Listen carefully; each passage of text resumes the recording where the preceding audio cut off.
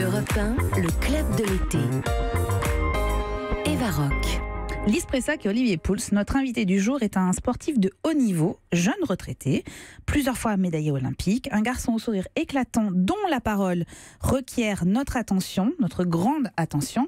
Cher invité, les sons qui suivent vous racontent un peu, mais un tout petit peu seulement. Si tu vas à Rio, n'oublie pas de monter là-haut. On se stabilise. Tant que tu tiens la corde, tu peux pas tomber. Continue Fred, continue. C'est bon? Comme le dit si bien Boris Cyrulnik, tout simplement le fait que j'ai été victime le 7 février 2000 d'un merveilleux malheur.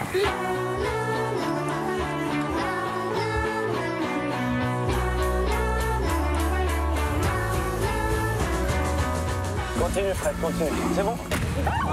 Allez, c'est foutu. Là, Michael, quand il s'est retrouvé comme ça, pour moi, ça a été la guerre. Ça a été la guerre pour son bonheur, en fait.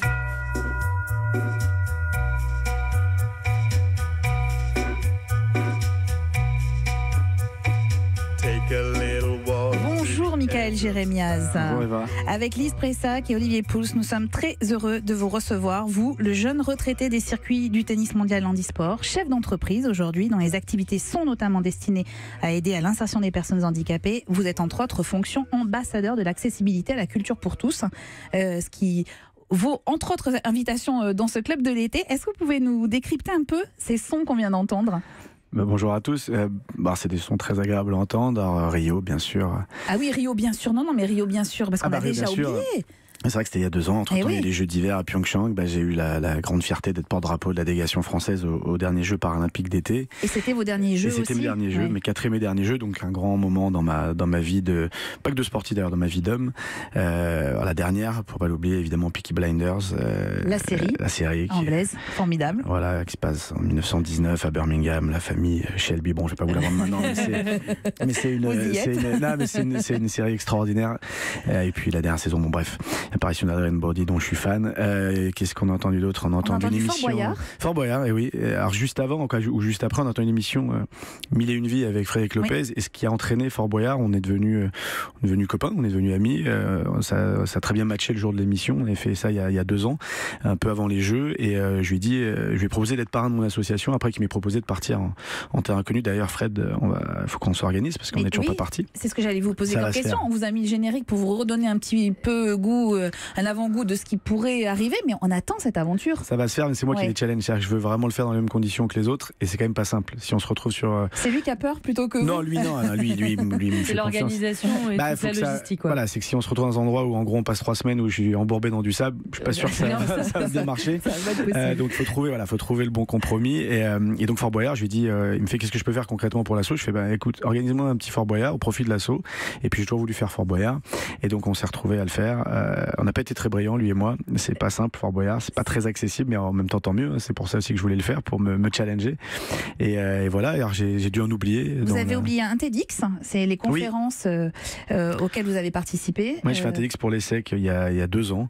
Ouais, c'est un exercice assez original, voilà, de 10-12 minutes où on était sur l'envol, je crois. Oui. Et l'envol, sans faire de vieux jeux de mots, ce qui m'est arrivé au moment de mon accident de ski, et justement de m'être envolé, d'avoir fait un très beau saut d'ailleurs, mais une très mauvaise réception. Bref, on s'est retrouvés à faire cet exercice, ça m'a beaucoup plu. Et donc aujourd'hui, je fais effectivement, vous parliez de chef d'entreprise, je suis entrepreneur plus généralement, et je fais beaucoup de conférences. Et donc TEDx, on faisait partie. Ouais. Et on a entendu la voix de votre frère aussi. Mon grand frère, ouais. Parce que la famille a été extrêmement importante après l'accident qui vous est arrivé en 2000, qui vous a rendu paraplégique. Vous en parlez souvent, et de votre frère et de votre famille. Ça a été vraiment des piliers extrêmement importants pour vous. Ouais, moi j'ai de la chance dans mon malheur, c'est-à-dire que j'aime bien citer Boris Cyrulnik, et en même temps j'ai lu qu'un de ses livres, mais ça fait pas de moi ça fait pas moi un expert sur la résilience. Non, mais j'ai fait une conférence avec lui sur la question de la résilience devant les salariés de TF1, et j'avais trouvé ça extrêmement fort. Et un des piliers de la résilience, c'est l'entourage.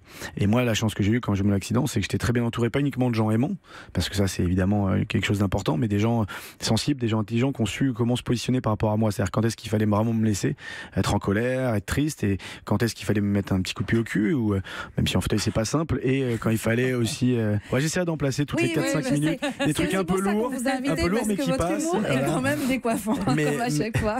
Non, mais pour le coup, moi j'étais extrêmement bien entouré. Mon petit frère à cette époque-là était très jeune, donc c'est pas lui qui a été le plus présent la première année. Et encore, quand je suis sorti de centre, j'ai vécu avec lui.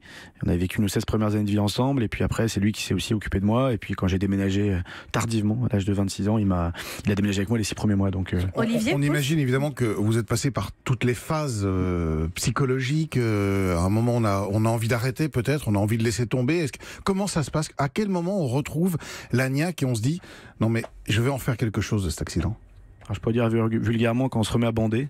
Alors ça permet de lancer une thématique importante. Non, mais on va en reparler après. Je m'en doutais, Eva, que vous alliez parler de ça. Évidemment. Depuis hier, elle nous pose la question. Ben oui, forcément.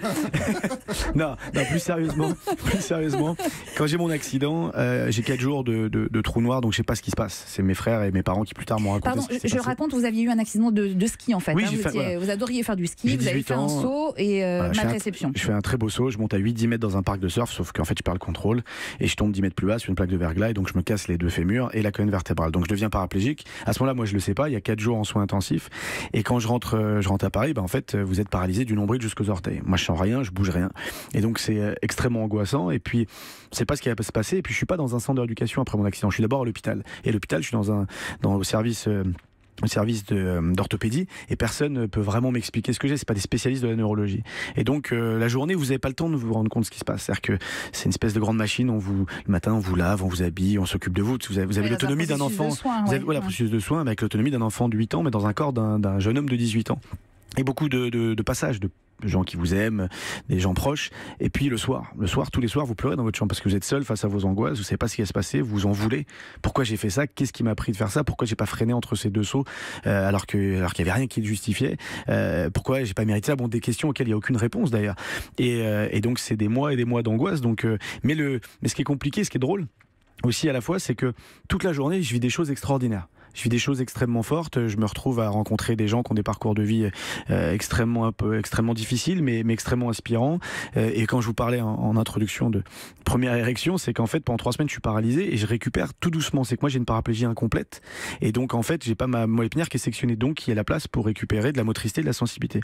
Et donc au bout de 3 semaines, un matin, je me réveille et vous savez, vous êtes allongé sur le dos et vous voyez plus vos pieds. Alors je dis ça très humblement, mais j'arrive plus à voir mes pieds, un truc qui est dressé entre mes pieds et ma tête. Et donc ce jour-là, le chapiteau, la Tour Eiffel, allons-y, l'Arc de Triomphe, peu importe. Et donc bref, je me retrouve en fait à être, pour moi c'est le début de ma reconstruction. Quand vous avez 18 ans, vous posez pas la question de vous remettre un pied devant l'autre, c'est pas vraiment ça. Une fois que vous êtes, de toute façon vous remarcherez plus, ou en tout cas plus comme avant. Bon, c'est pas simple, ça met beaucoup de temps à l'accepter, mais à 18 ans, moi je suis en fac de langue intrégère appliquée. La raison pour laquelle j'y suis allé, c'est qu'il y a 98% de filles et que j'aime bien les langues aussi, mais voilà, et le truc c'est que oui, est-ce que je vais plaire, est-ce que je vais pouvoir avoir une sexualité, est-ce que je vais pouvoir prendre et donner du plaisir, quoi. Toutes ces questions là, je suis loin de me poser la question de la vie affective, de l'amour et tout ça, mais vraiment le plaisir brut, quoi. Et donc en fait c'est une période où moi je commence à me rassurer, je me reconstruis en partie avec ça en centre d'éducation. C'est une période de plénitude.